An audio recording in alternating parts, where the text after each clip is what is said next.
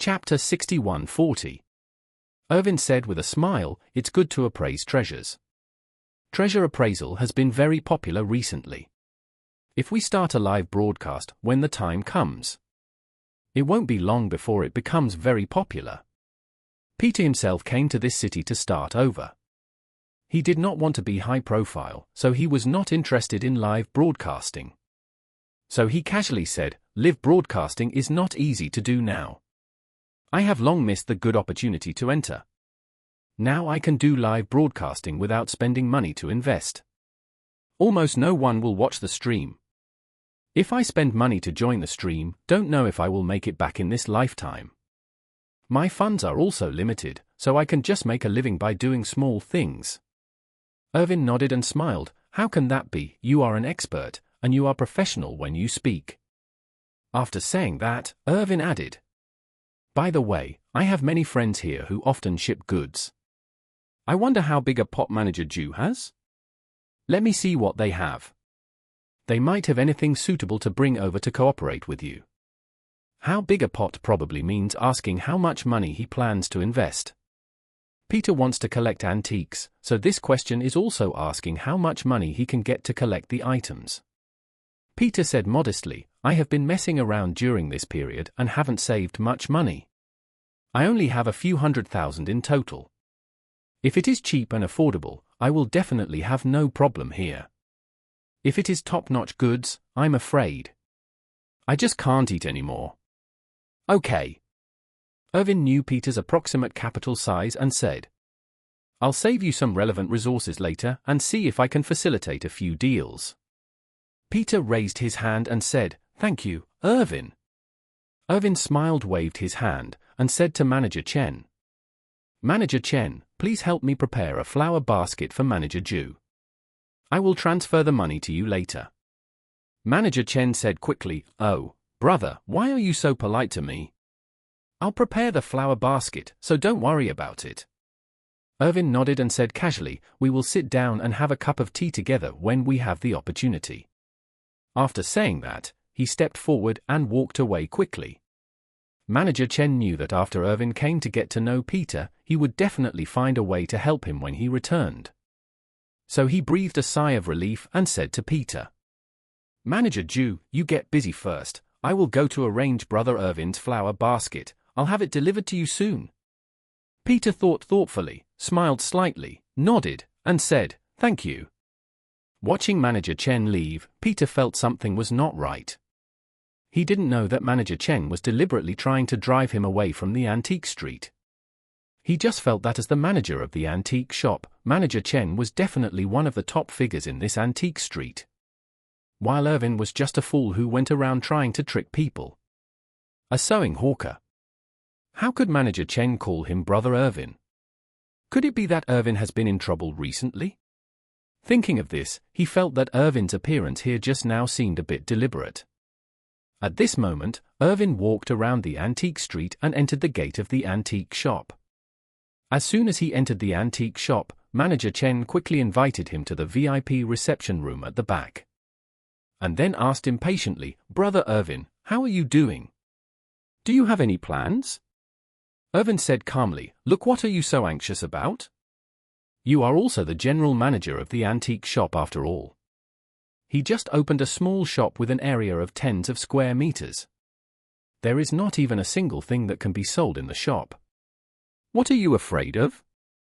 Manager Chen said with emotion, "Brother Irvin, this guy surnamed Jew has a vigorous and resolute way of doing things. You didn't see it just now. He just took down the store, wrote the signboard with a brush, and opened for business. He has 2 brushes, which is better than those who do appraisals in the antique street. If I really let him do this for a month or 2, I'm afraid my reputation will be lost."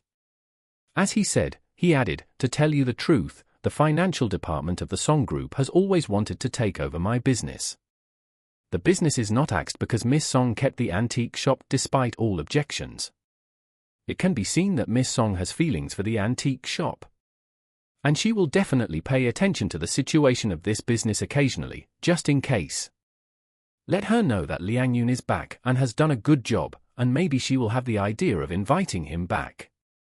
Irvin secretly laughed in his heart. This information channel is not well informed, but it will suffer a big loss. What are you worried about? Liang Yun has come to grab your seat? Don't worry about him, because he was driven away because he offended Master Wade's father-in-law. Miss Song has great respect for Master Wade and obeys his advice. It is absolutely impossible for Liang Yun to offend Master Wade. This is really unfounded. However, he did not tell the truth about this relationship. After all, he wanted to use Manager Chen to help Jacob vent his anger. By helping Manager Chen owe him a favor, so why not kill two birds with one stone? Thinking of this, he smiled and said, originally I didn't want to get involved in this kind of thing. But you guys are lucky this time. I just have nothing to do recently. Since there are 2 brushes for good luck this week, then I will see how it goes. After that, he said, isn't Liang Yun worth hundreds of thousands? I'll go back and find something that can impress even an expert like him.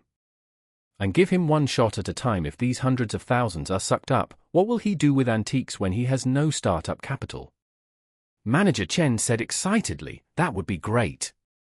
Then I will let people secretly publicize it and let everyone know about him. As soon as Liang Yun returned to the antique street, we slapped him, making him lose money and face. I wonder how he can gain a foothold in the antique street. Irvin nodded and said, Manager Chen, why don't I give you another favor? Manager Chen hurriedly asked respectfully, Brother Irvin, what do you mean by favors? Irvin said, after I prepare the things, I will have people bring them to you for appraisal first. How will you comment and see them then? I will tell you in advance whether something is wrong or where the fake is. You should be ready to monitor it. When the time comes, you can perform a show under the monitor. When Liang Yun gets an eye shot, you can release the video. You will have Manager Chen's dazzling eyes in front of you. After seeing through the fake, Liang Yun is blinded and bankrupted. This comparison will reach Miss Song's ears, and your position will be more stable.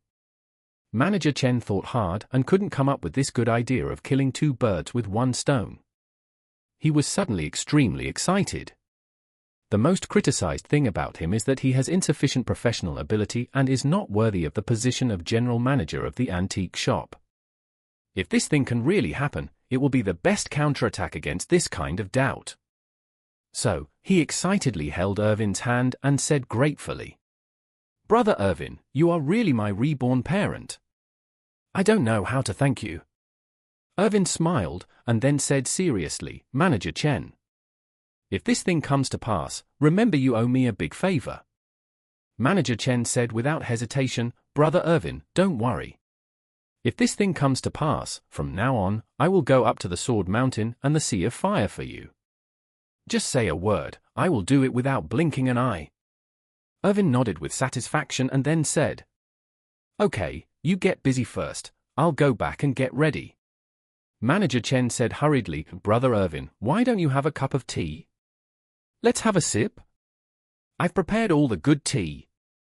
Irvin waved his hand, business matters first.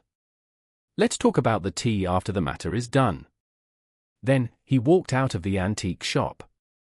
As soon as he left the antique shop, he took out his mobile phone and called Jacob. As soon as the phone call came through, he happily said, President Wilson, I have an update on what we talked about yesterday. I will report it to you in person when it is convenient for you.